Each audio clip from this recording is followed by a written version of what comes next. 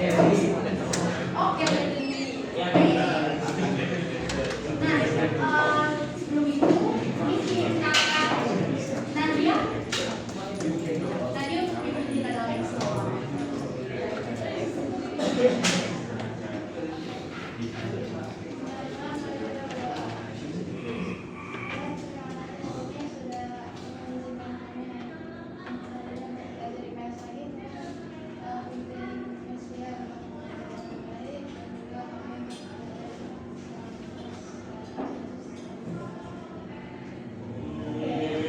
Sekarang Miss minta untuk semuanya mencoba dikeluarkan. Miss mau lihat apakah sudah belajar materi asinkronus mengenai penawaran.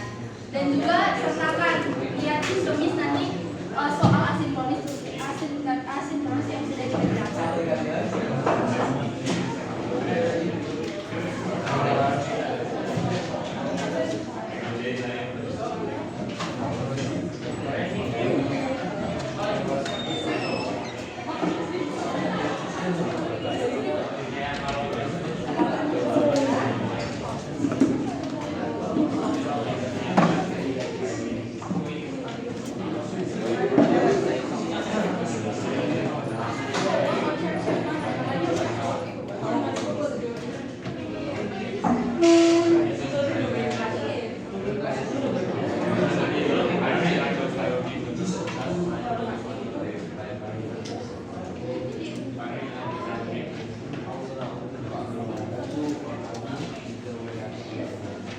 Nah, sebelum dicek, angkat tangan siapa yang belum selesai catatan dan belum selesai mengerjakan tugas. Yang belum selesai catatan juga angkat tangan aja.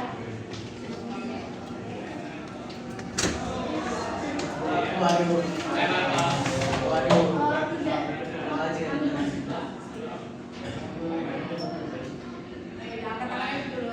Oke. Nah, nama-nama yang belum mengerjakan tugas boleh kasih tahu ke ketua kelas ya, biar ketua kelas catat dan kasih nanti sama Miss. Nanti sesuai aturan kita ketua kelas, Miss akan kasih aturan kita yang mengerjakan tugas. Konsekuensinya berupa satu paragraf tentang kenapa saya tidak mengerjakan dan misalkan catatan dan satu paragraf saja dan satu soal tentang penawaran yang akan diberikan.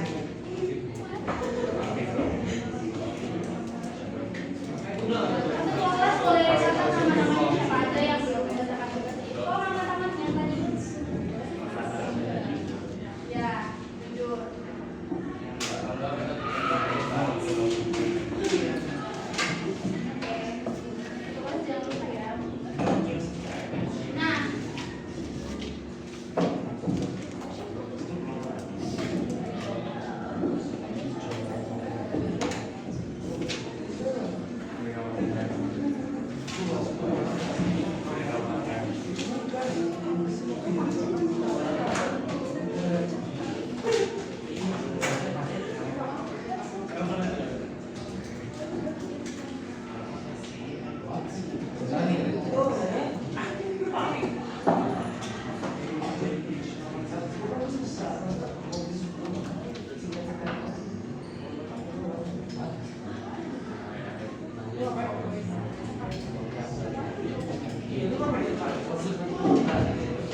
Oke, sebelum kita masuk ke dalam penawaran, Miss kemarin meminta untuk mengumpulkan LKS ekonomi. Nah, di sini sudah ditentukan. Jadi Miss meminta secara acak untuk satu orang menuliskan jawaban nomor 1.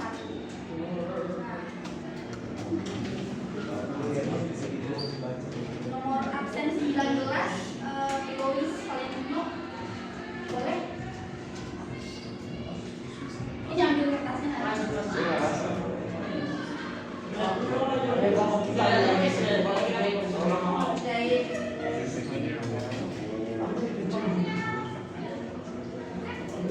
Nomor 21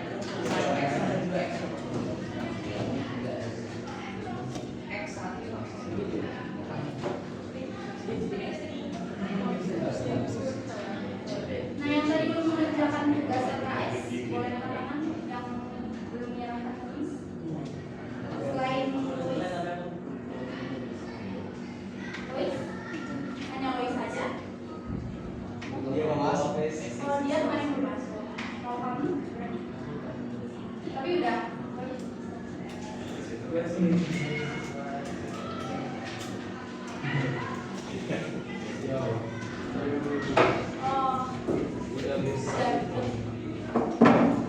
kalian akan dapat konsekuensi juga karena telah mengumpulkan tulis ya. Sama 3 orang 3 kelompok berat ya.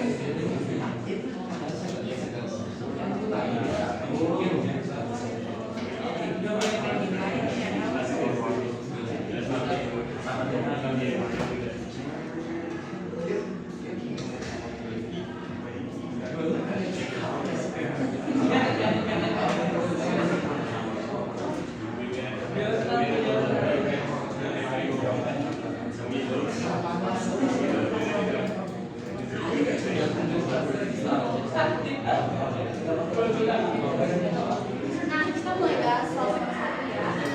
Nah, perlu kalian ingat kalau kita memakai rumus untuk fungsi persamaan. Jadi di sini kita memakai karena kita udah tahu kan kita pakai yang I kurang I1 per I2 kurang I1 sama dengan P kurang P1 per P2 kurang P1. Nah, lalu kita substitusikan semuanya sehingga mencari I dan P-nya nanti. Nah, di sini melihat bahwa ada perbedaan karena ini memakai yang persamaan dasar yang fungsi permintaan yang pakai I ya sama dengan A kurang B P. Nah, karena ini digunakan kalau memiliki dua ini P1, P-nya ada dua yaitu P1 nilai awal, harga awal dan P2 harga kemudian. Nah, ini juga ada di 1 dan Q2 yaitu quantity awal dan quantity kemudian atau selanjutnya. Dimana kalau kita lihat dari soalnya, sebuah coffee shop dekat sekolah menjual ais matcha. Ketika harga ais matcha 20.000, berarti itu artinya P1 20.000 dengan jumlah yang diminta adalah 100 gelas. Satunya 100. Jadi berhubungan P1 dan P1. Nah, kemudian dilanjut ketika harga naik. Jadi ada situasi bahwa kemudian di suatu waktu harganya naik ais matchanya. Jadi dari 20.000 menjadi 30.000 dengan permintaan dari konsumen itu sebanyak 80. Nah, barulah kita pakai rumus yang ini.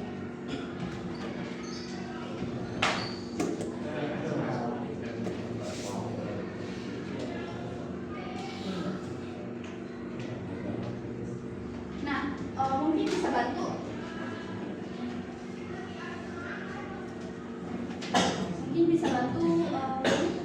bisa bantu substitusi I kurang I1. I1 berapa?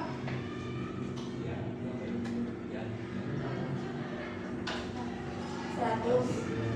I1 berarti kurang 100 per I2 berarti 80 kurang 100. Nah, kemudian P berarti P nggak diketahui kan? P kurang P1 berapa? 20.000. Nah,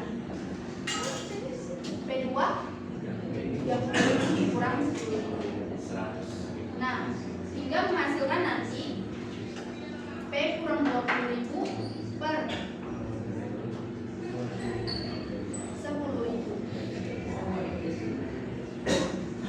I kurang 100 per 80 kurang 100 berarti minus 20. Nah, baru dikali silang. Nah, dikali silang seperti ini. Nanti jadinya kayak begini.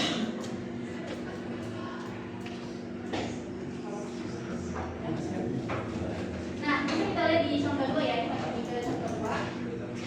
Di mana di sini setelah dapat hasilnya itu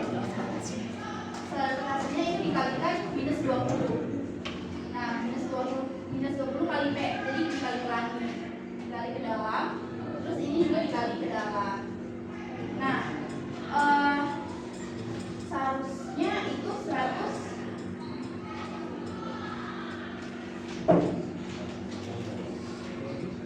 Nah, seharusnya hasil akhirnya nanti masuk ke ini sama dengan minus 20P tambah 16 juta per 100.000. Namun bisa disederhanakan sama dengan hasil akhirnya I sama dengan minus 0,0002 P tambah 160. Dari mana? 16 juta dibagi 100.000 160. Lalu 20 dibagi 100.000 menjadi 0,0002. Nah, mungkin masih ada yang belum memahami betul, tapi kita akan memahaminya di soal-soal selanjutnya. Boleh yang berikan 1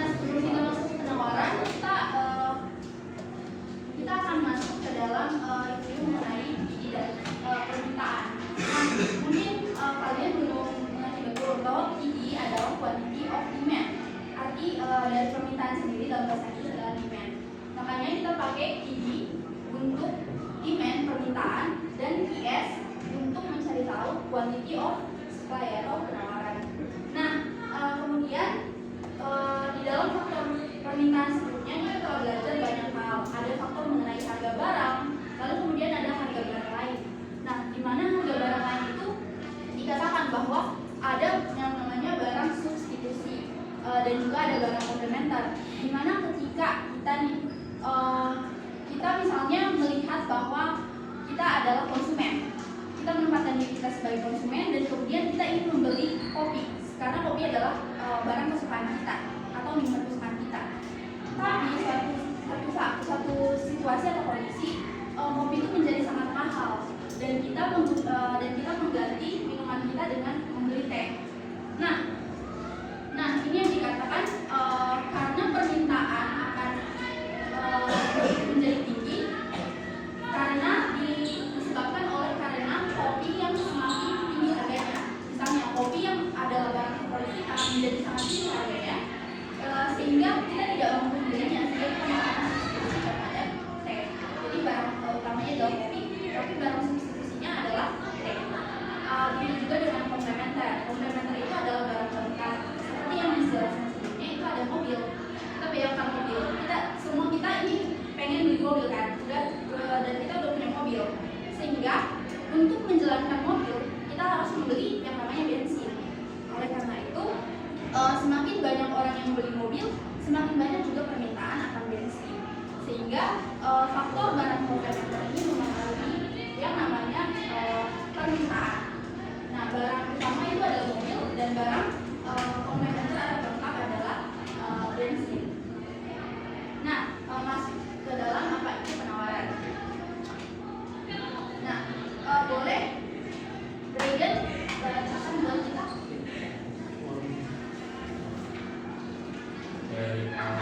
Penawaran adalah barang atau jasa yang ditawarkan penjual pada kondisi pasar berbeda dan tingkat harga tertentu. Oke, jadi intinya seperti yang sudah kalian baca dalam PPT bahwa ini adalah hubungan antara banyaknya barang dengan harga, ya sama dengan permintaan, tapi posisinya dibalik. Posisinya itu adalah penjual atau produsen. Nah, lanjut.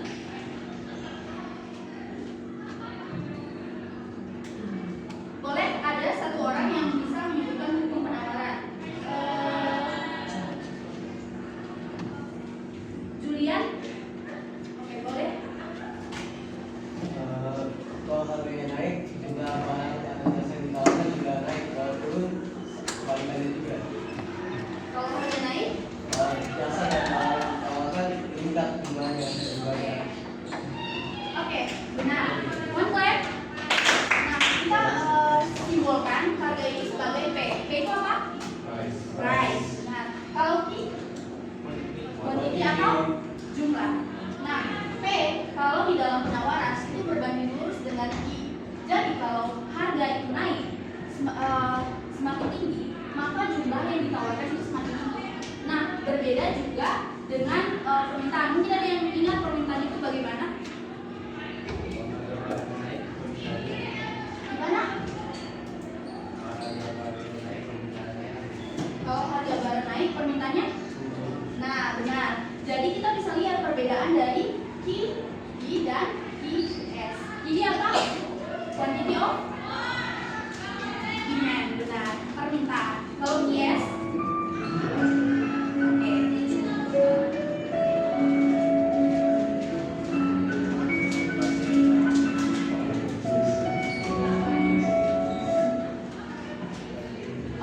jadi kita bisa lihat perbedaan antara ini dan IS.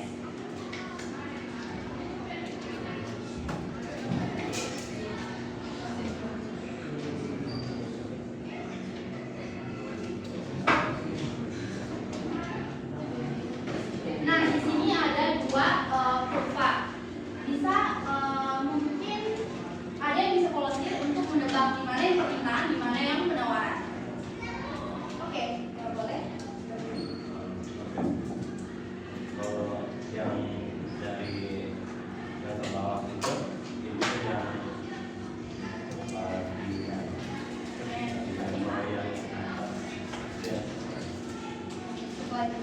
Ada yang setuju? Yang setuju angkat tangan, jempol. Kalau yang dorong gini. Oke, kayaknya benar setuju. Nah, benar. Kalau permintaan itu yang ke bawah dan sedangkan penawaran itu yang ke atas. Di mana ini kita katakan sebagai D atau kemiringan. Nah, di dalam kemiringan ini, kenapa dikatakan kemiringan negatif? Karena dia berbanding terbalik seperti yang saya jelaskan barusan. Contohnya P-nya naik tapi I-nya ke bawah. P-nya naik di 25.000 tapi I-nya ke bawah. Sedangkan kalau kita lihat kemiringannya gimana? 3.000, dia 7.000, tapi jumlahnya juga naik. Makanya dikatakan sebagai kemiringan negatif dan kemiringan positif. Nah, di sini ada yang soal mengenai asinkronus kemarin. Mungkin ada yang bisa volunteer ke depan untuk menjelaskan, untuk menulis di depan. Ayo, yang sudah selesai tadi katanya, boleh ke depan. Oh, yang apa namanya? Deren, boleh Deren ke depan, ayo Deren.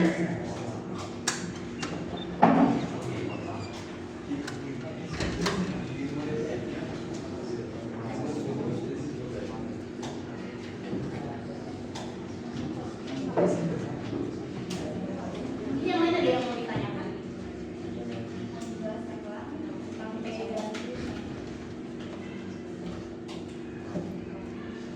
Oh iya, yang katalis paribus gimana? Katalis paribus itu ada di saat kurva kita itu dalam permintaan penawaran itu dikatakan memakai katalis paribus, di mana faktor selain harga itu faktor-faktor lain yang seperti kita bilang, misalnya kayak harga barang substitusi, harga barang lain, atau biaya produksi dan lain-lain itu tetap.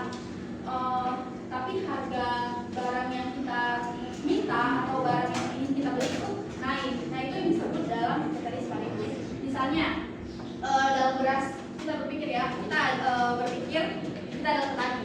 Nah, lalu kita ingin menjual beras, namun harganya itu tiba-tiba naik di saat sedang masa panen. Masa panennya itu tetap, masa gaji upah petaninya tetap, dan faktor-faktor lain, faktor-faktor pendukung lain seperti biaya produksi itu tetap, tapi harga itu naik karena permintaan orang terhadap beras itu naik karena orang Indonesia suka makan nasi. Ibaratnya orang Indonesia suka makan nasi dan setiap hari permintaan beras itu naik, sehingga faktor-faktor yang tetap tadi seperti biaya produksi, seperti biaya angkut barang atau lain sebagainya tetap, tapi harga beras itu melonjak, entah kenapa melonjak naik. Nah, itu yang disebut katalis paribus, di mana faktor-faktor lain selain harga itu tetap. Nah,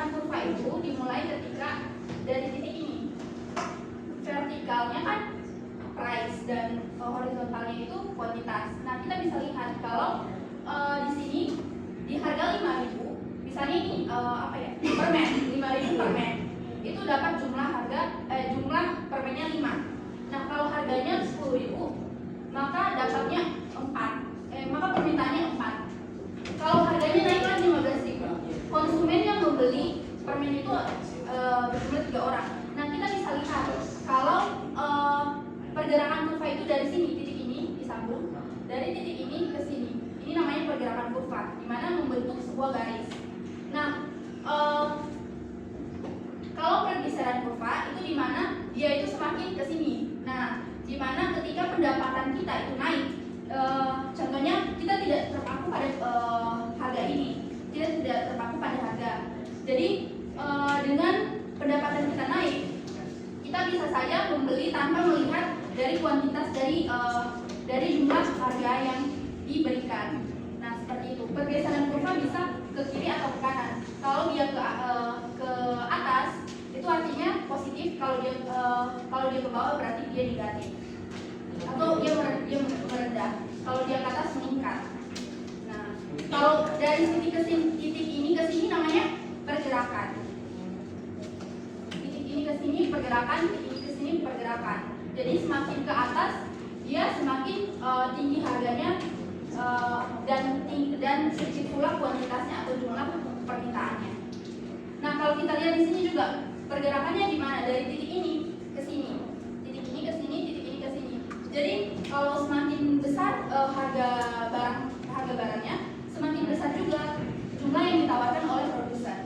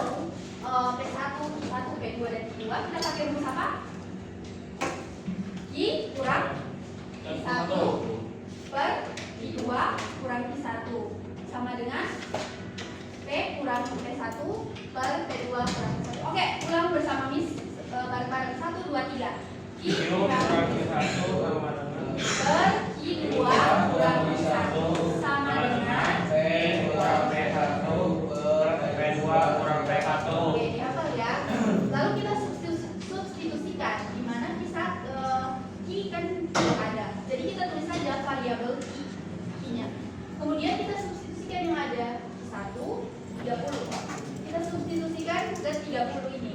Lalu kemudian kemudian kita substitusikan semua dan kita kurangi. 20 kurang 10, 10, 50 kurang 30 menjadi 20. Nah, baru kita kali silang. Ini kita kali di sini, ini kita kali di sini. Nah, jadinya gimana? 10 dalam kurung I kurang 30. Nah, ini juga 20 dalam kurung P kurang 10. Nah, lalu kita samakan penyebutnya.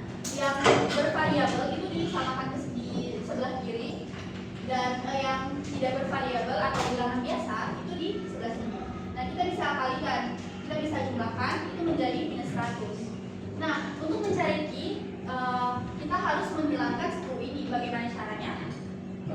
Berarti dibagi. Nah, jadi minus 100 dibagi sama 10. Minus 10 berapa? 10. Nah, kemudian minus 20 dibagi 10 menjadi 2P. Jadi QS sama dengan 10 tambah 2P. Lalu gimana dengan price supply miss? Nah, kita bisa cari QS-nya gimana? Kita harus pindahin P ke sini, Q ke sini. Jadi hasilnya nanti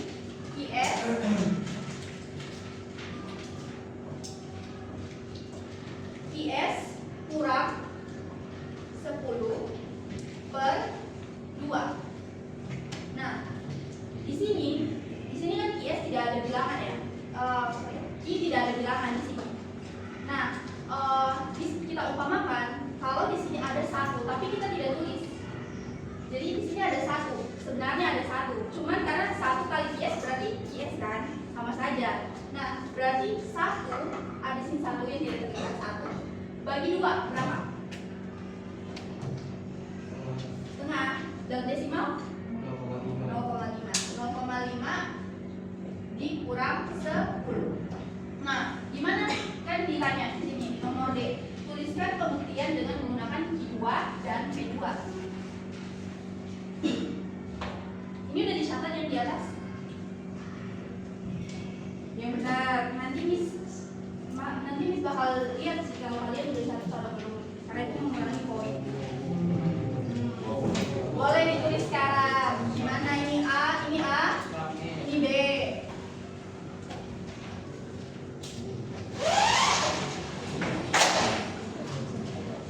Nah, setelah kita tahu IS dan IS-nya, ini kita bisa substitusikan pembuktiannya. Misal IS sama dengan berapa tadi? 10 tambah 2P.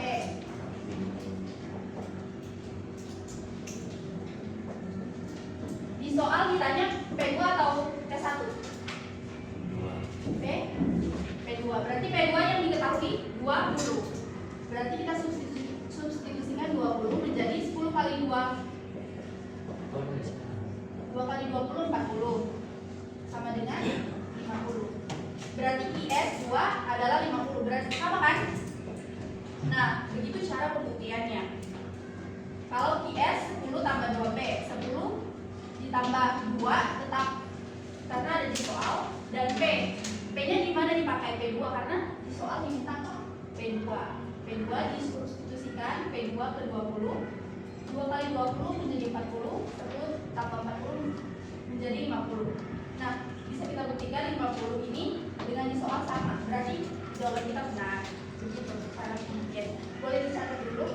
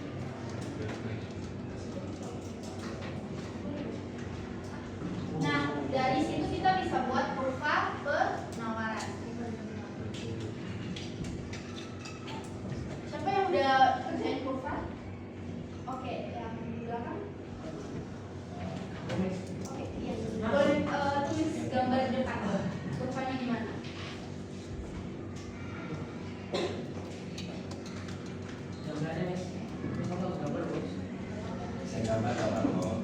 Dan percaya diri lah kok. Bro, ini tekan. Price-nya dulu.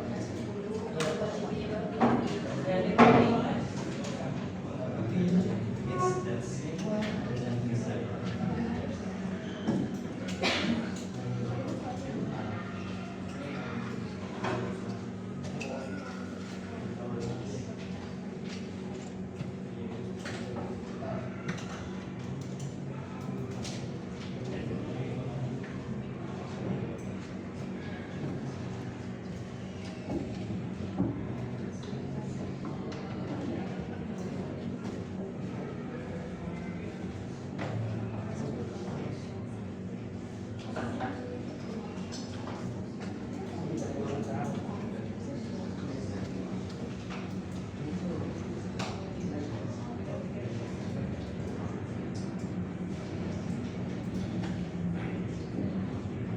Nah, dari kurva ini bisa kita tarik kesimpulan bahwa bergerak.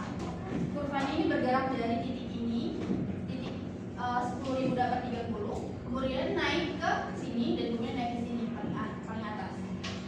Nah, kemudian pergerakan. Nah, pergerakan itu kalau pergerakannya naik, dia akan ke sini ke sebelah kanan. Kalau pergerakan penawaran. Nah, kalau dia pergerakannya merendah atau menurun, dia akan ke sebelah kiri. Nah, ada beberapa faktor yang dibedakan dari faktor-faktor penawaran. Misalnya saja pendapatan. Kalau pendapatan kita naik, otomatis seluruh ini bergerak. Jadi langsung bergerak satu, bukan per tingkat-tingkat lagi pergerakannya. Jadi langsung bergerak. Kalau tingkat pendapatan kita naik, otomatis biaya produksi tingkat pendapatan kita naik otomatis bergerak. Nah, kalau misalnya pajak, karena di dalam faktor penawaran itu ada pajak. Nah, pajak itu membebani yang kita produsen. Misalnya kita bekerja kita produsen. Karena kalau di pajak itu mengurangi benefit atau keuntungan yang diterima oleh produsen. Karena itu diberikan kepada negara. Nah, misalnya pajaknya itu meninggi atau meningkat, sehingga kurva penawaran akan jatuh ke kiri, dia akan bergeser ke kiri karena dia ikut nurun.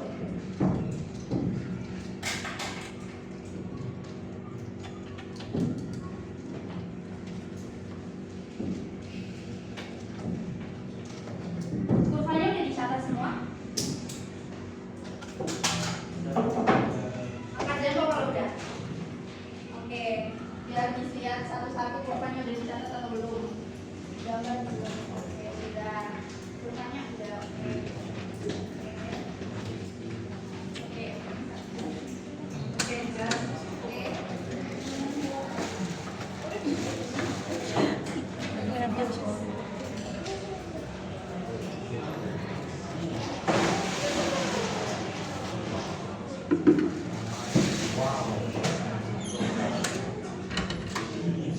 Nah, kita lanjutkan ya. Ini faktor-faktor yang mempengaruhi.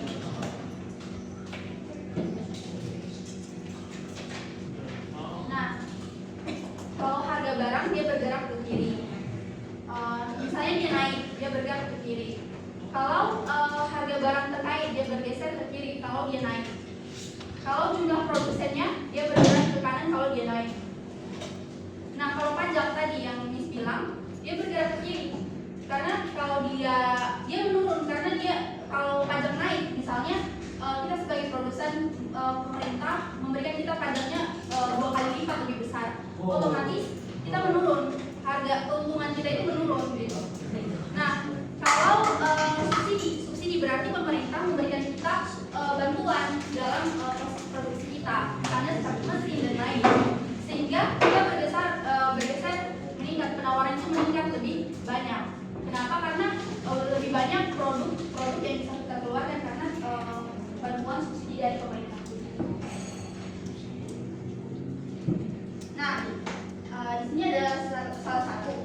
Kalau kamu jadi penjual, kamu pikir ya, kamu coba pikirkan kalau kamu jualan Jeko, kalau jadi penjual kamu pilih yang mana? Harga jual 100 berapa? 120. Kamu yang mau jual, keuntungan kamu makin kecil dong. Jadi kamu lebih pilih, ini kamu kalau berpikir kamu lagi mau jualan, kamu lebih pilih harga jual 160 atau 120? 160, kalau 160 angkat tangan ini, kalau 120 angkat tangan ini. Kalau kamu produsen dan kamu mau jual nih donat Jeko, kamu mau jual harga 160 atau kamu mau jual ke konsumen, ke pembeli itu 120?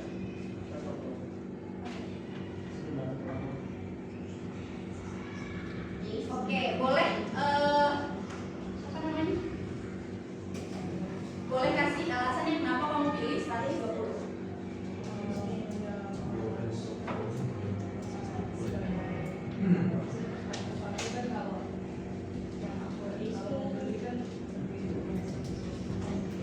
Kan itu posisi penjual. Oke, kalau kamu kenapa pilih yang kayak gitu? Iya. Nah, jadi mindset para penjual itu kan dulu. Boleh. Jadi mindset para penjual itu pasti begini. Karena kalau kita menawarkan lebih tinggi harga, keuntungan kita tuh lebih banyak. Karena kita penjual, posisi kita penjual. Kalau kita bahas penawarannya, kita posisinya penjual. Nah, jadi produsen itu lebih memilih menjual harga barang mereka ketika harga barang itu lagi naik-naiknya.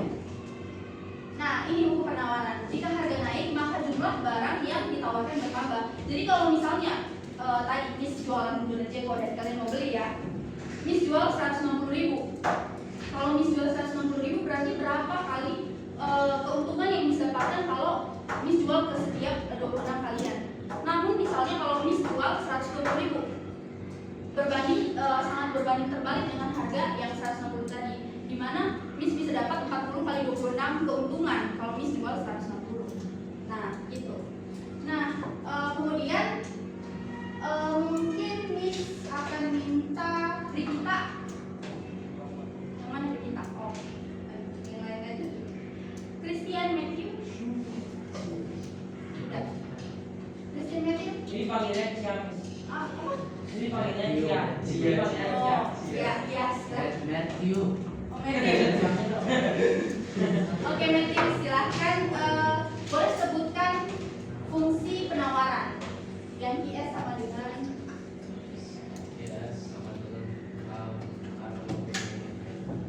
A tambah oke, BP, benar. One left. Nah, di sini ada rumus dasar fungsi persamaan, di mana IS sama dengan A tambah B kali PS. PS itu apa? Price of ya, supply. Jadi caranya udah kita kerjain sebenarnya udah kita kerjain di sini. Jadi kalau yang udah nyata pasti udah tahu, udah paham. Nah, kemudian ini persamaan fungsi penawaran yang sering kita ulang-ulang lagi, di mana muncul ketika kita diberikan dua kondisi atau data dan ini mencari hubungan dua titik atau lebih. Misalnya donat Jeko yang jual ini 140 awalnya dengan penawaran ya 20 donat gitu. Nah, pas Miss mau suatu saat Miss kekurangan uang nih. Jadi Miss pengen naikin harga jadi 160.000 dan Miss naikin dong biar gak rugi. Miss naikin jumlah donat. Jadi misalnya Miss jual 40 donat itu dengan 30 donat itu dengan harga 160.000. Nah, Miss bisa ambil keuntungan dari situ. Jadi intinya ada Q1 jumlah awal dan jumlah terubah. Begitu juga dengan harga awal dan harga terubah, di mana ada harga awal itu misalnya harga sebelumnya dengan harga sesudahnya. Nah, ini adalah kurva penawaran yang sudah kita bahas. Yang ke atas, yang vertikal ini adalah price, yang horizontal adalah supply. Kita sudah jelasin tadi. Yang paham? Tantangan? Apa ada pertanyaan? Please jawab. Siap. Nah, jadi Miss tantang kalian untuk membuat kurva dengan melalui tabel ini.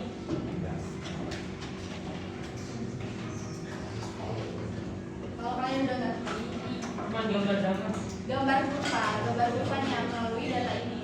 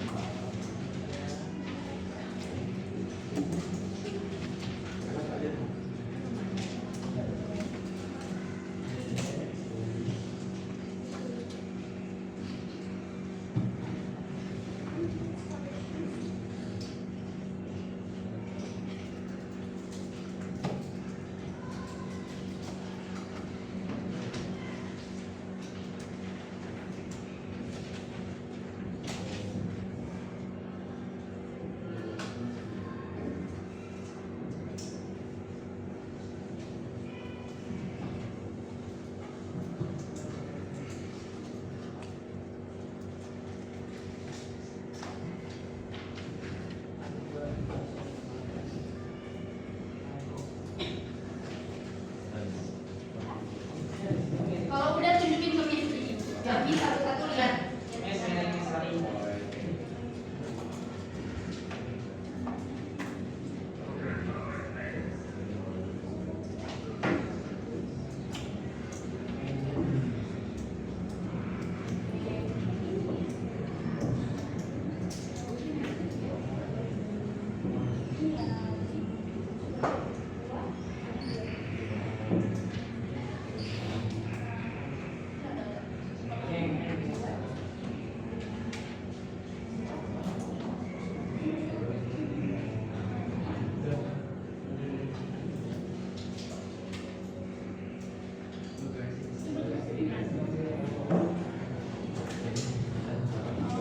Ini apa?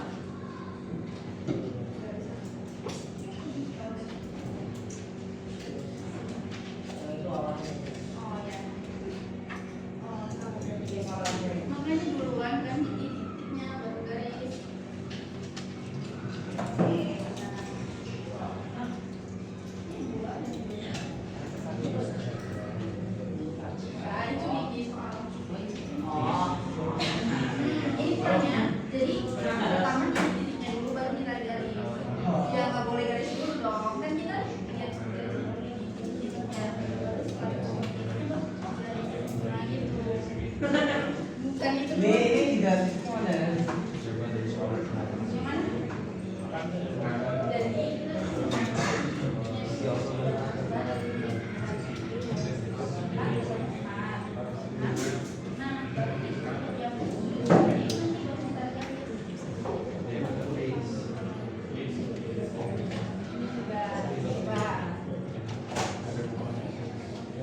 ini duluan sama bisa garisnya dulu, garis ini sama dong berarti garis ini duluan.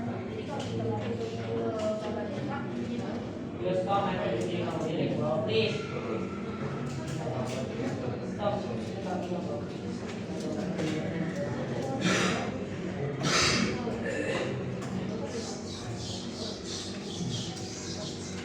Oke, jadi yang sejauh ini lihat masih ada yang salah untuk menggambar kurva ya. Jadi kurva itu pertama-tama bukan dari garisnya langsung di sini, bukan itu salah dari konsepnya. Ya guys, jangan ikut. Iya, jangan diikutin ya. Nah, pertama kita tulis dulu price-nya berapa. Price-nya ada 2.000. Berapa lagi? 4.000. Lalu kalau buat ini berapa? 2, 4, 6, 8, 10. Jadi titik-titiknya dulu. Nah, gini. Ketemu nih di sini. Nah, baru begini lagi. Ketemu di sini. 6.000 lagi ketemu di 6. Tarik di 6. Tarik di 8. Tarik di 10. Nah, setelah udah ketemu semua, baru kita satuin di garisnya. Nah, pergerakannya ini. Kita lihat pergerakannya dari sini ke sini. Dari sini ke sini, dari sini ke sini. Nah, baru bisa ditarik garis. Jangan kebalik. Garisnya dulu kalian gambar, baru ini. Enggak, itu salah. Oke, ngerti semua? Ngerti semua? Sekarang angkat jempol. Oke.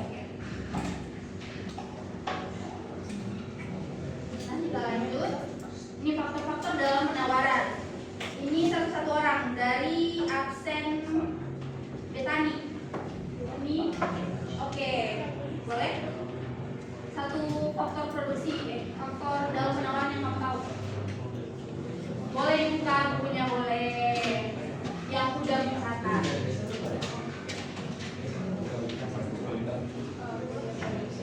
Biaya produksi. Oke, oke. Faktor kedua.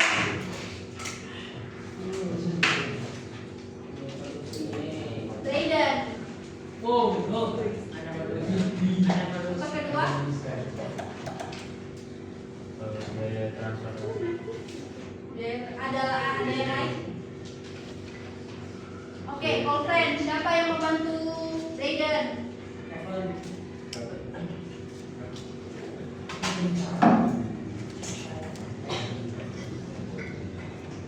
Ini kamu sudah boleh bantu Zaidan apa jawab faktor penawaran selain biaya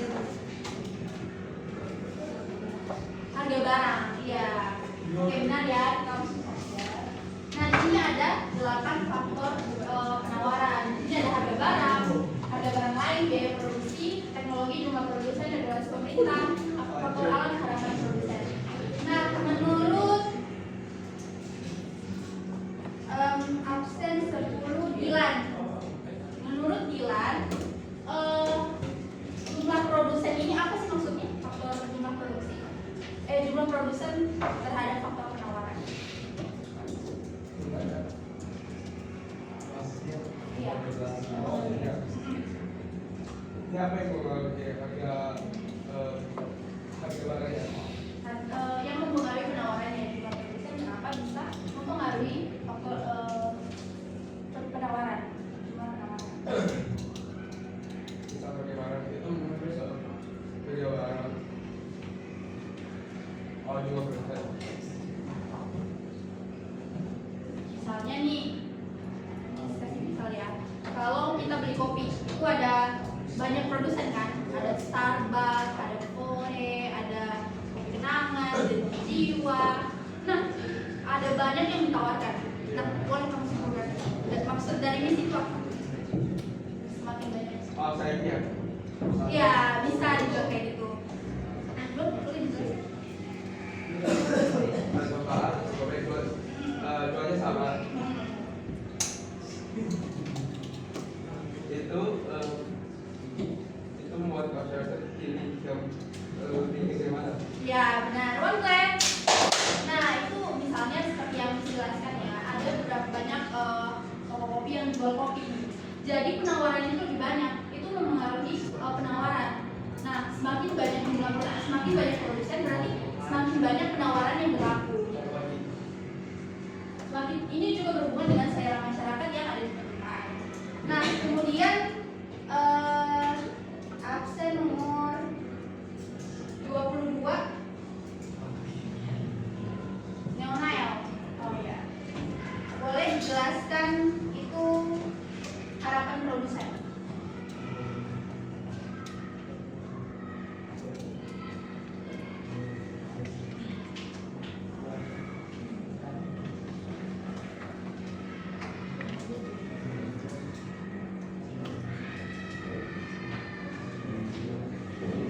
Jadi produsennya tuh prediksi mengamalkan kalau bulan depan harga berasnya tuh naik, jadinya permintaannya lebih banyak.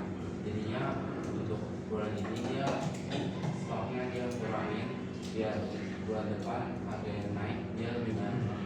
Oke, one clap. Nah, ini menurut aku kayak misalnya lebaran, banyak bahan-bahan pokok itu lebih naik dari biasanya kan. Itu udah diprediksi nih, pasti misalnya Miss jual sapi nih, jual kurban, jual hal-hal yang dibutuhkan untuk lebaran. Nah, saat Miss prediksi bulan depan pasti ada lebaran, Miss akan tahan stok di masa ini, di bulan ini untuk Miss jual lebih jadi Miss lebih banyak jual di bulan depan karena keuntungan Miss lebih banyak di bulan depan. Jadi intinya kayak gitu. Nah, kemudian Miss mau satu lagi itu di absen nomor 1 Aaron gitu. Oh ini boleh jelaskan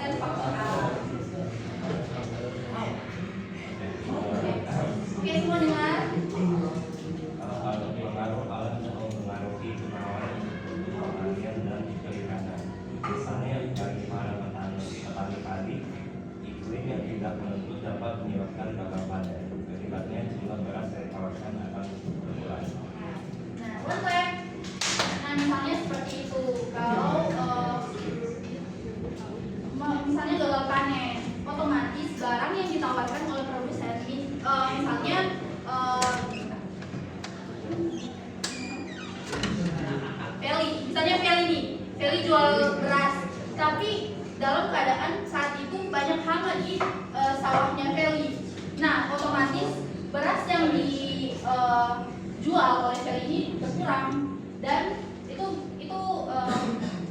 menyebabkan penawarannya itu berkurang, di mana kuantitas atau jumlah yang ditawarkan oleh pembeli ini berkurang. Gitu. Makanya ada faktor alam. Nah, kemudian ini yang regulasi pemerintah, singkatnya itu karena pajak.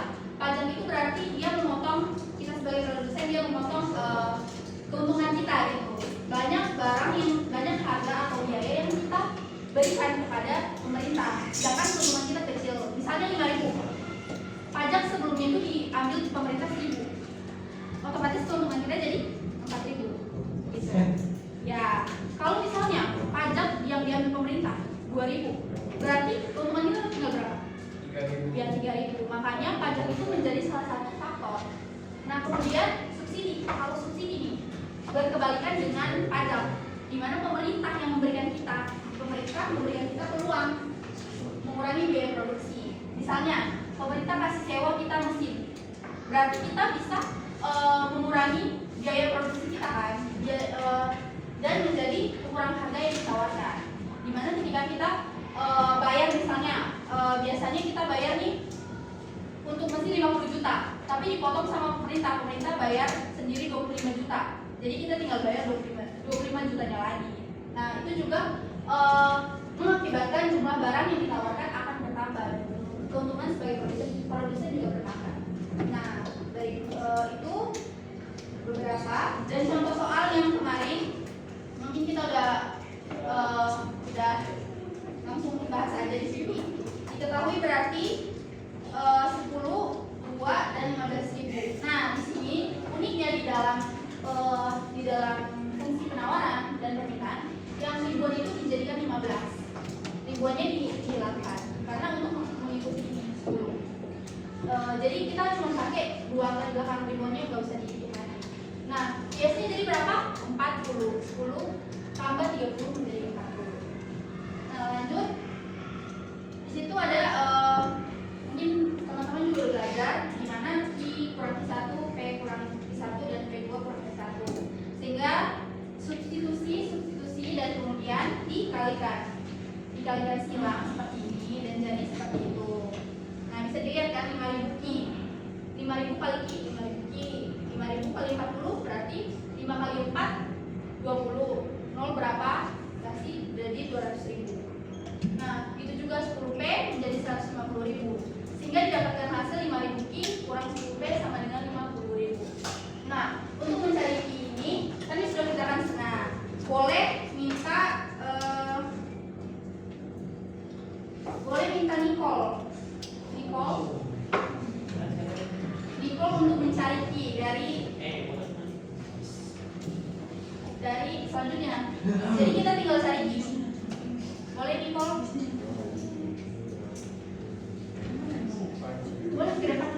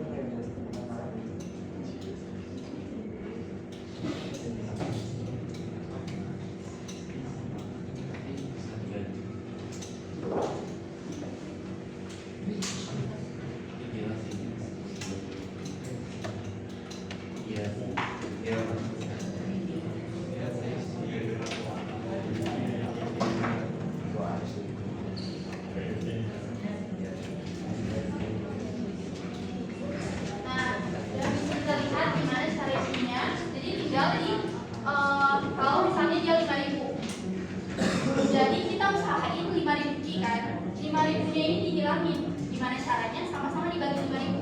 5.000 dibagi 5.000 berarti 1 nggak usah ditulis. Jadinya di.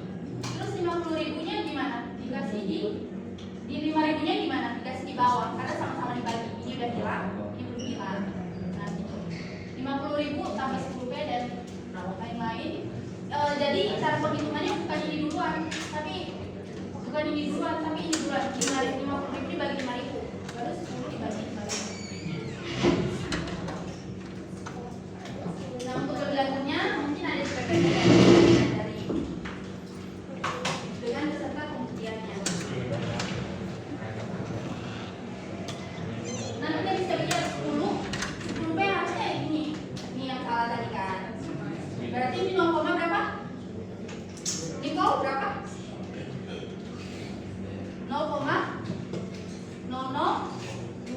0,002P. Jadi nah, seringkali kita salah di sini sih. 10 kurang 5.000. Kita mikirnya kayak 5.000 tambah 50.000 tambah 10.000 baru bagi 5.000, tapi nggak bisa karena ini bervariabel. Jadi beda jalan. Nah, misalkan kasih refleksi untuk kalian, misalkan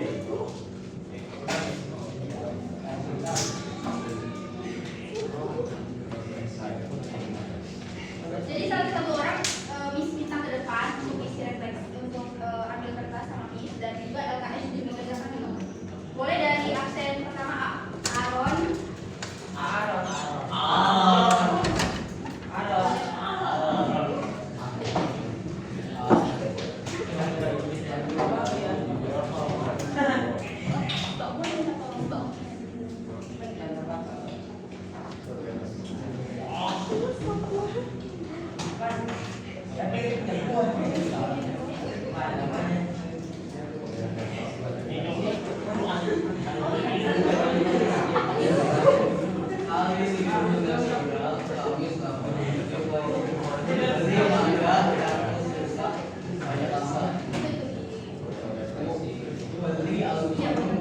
Jadi yang kecil buat refleksi ini ya. Nah, yang LKS dikerjakan sama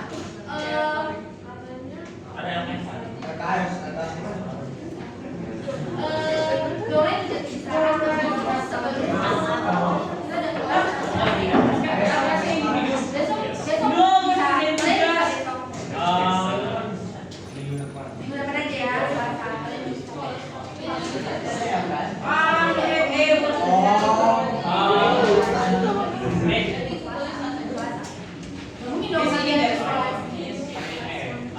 guys, kalau kalian masih belum ngerti boleh ya ditanya. Ya. Iya itu satu lebar. Enggak ini sendiri ya. Langsung kita udah nggak bisa jalan lagi. Jadi refleksinya dikumpul sekarang. Refleksinya di jawabannya aja. Kalau yang lain harus baca.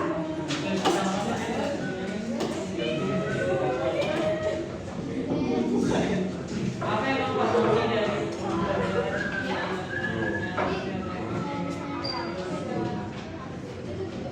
nomor 2 nanti.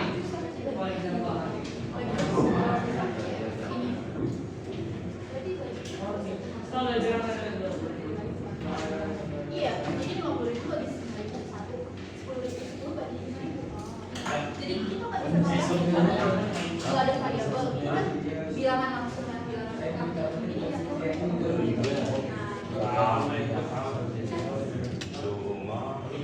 Ada lagi yang kurang kalian pahami? Apa? Iya emang di situ jawabannya langsung. Jadi soal jawaban. Jadi nggak perlu dinilai. Iya.